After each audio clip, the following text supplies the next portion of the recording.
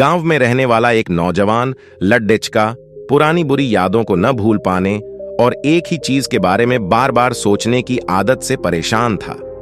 अगर उसे कोई कुछ कह देता या फिर उसके साथ कुछ थोड़ा सा भी गलत हो जाता तो वो बस उसी एक घटना के बारे में पूरे दिन सोचता रहता। वही बात उसके दिमाग में हर समय घूमती रहती। फिर वो या तो अपने साथ हुई किसी बुरी घटना के लिए अपनी किस्मत और भगवान को कोसता रहता हूं, या फिर अपने मन में उस इंसान से बदला लेने के ख्याली पुलाव बनाता रहता हूं जिसने उसे कुछ कह दिया था या उसके साथ कुछ गलत किया था। अपने इस ज्यादा सोचने की आदत की वजह से न तो लोगों के साथ उसके अच्छे रिश्ते थे और ना ही वह किसी काम को अच्छे से कर पाता था। वो हर समय तनाव वो मानसिक अशांति की स्थिति में रहता। उसकी ऐसी हालत को देखकर उसके एक मित्र ने उसे सलाह दी।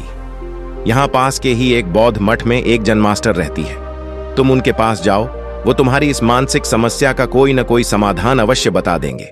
वह नौजवान लड्डिचका जैन मास्टर के पास जाता है और अपनी समस्या उन्हें बताता है कि कैसे वह एक ही घटना के बारे में बार बार सोचता रहता है और पुरानी बुरी बातों वादों को भूल नहीं पाता।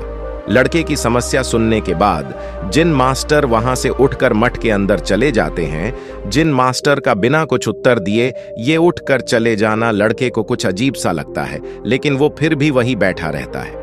थोड़ी देर बाद वह देखता है कि जिन मास्टर मिट्टी के गिलास में पानी भरकर उसकी तरफ चले जा रहे हैं। जिन मास्टर लड़के के पास आकर खड्डे हो जाते हैं तो लड़का उनके सामने खड्डा हो जाता है। जिन मास्टर लड़के से पूछते हैं, बताओ इस ग्लास का वजन कितना होगा?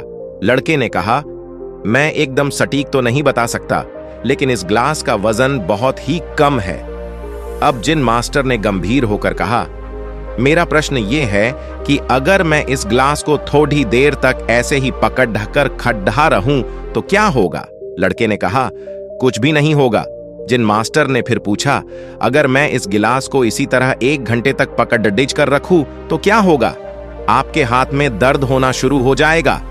लड़के कहा।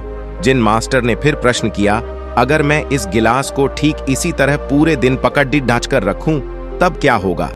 आपके हाथ में बहुत ही भयंकर दर्द होना शुरू हो जाएगा।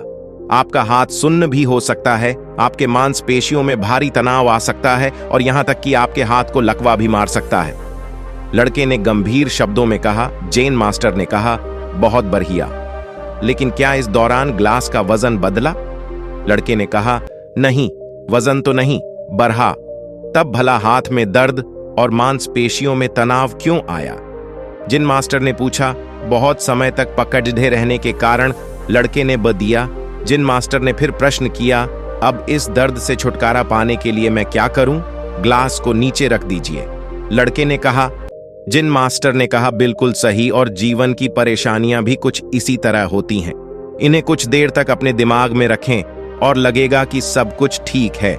उनके बारे में ज्यादा देर तक सोचिए और आपको पीड़ा होने लग जाएगी, और इन्हें और भी देर तक अपने दिमाग में रखिए, फिर ये आपको आसान वो पागल करने लग जाएंगी और आप कुछ भी नहीं कर पाएंगे।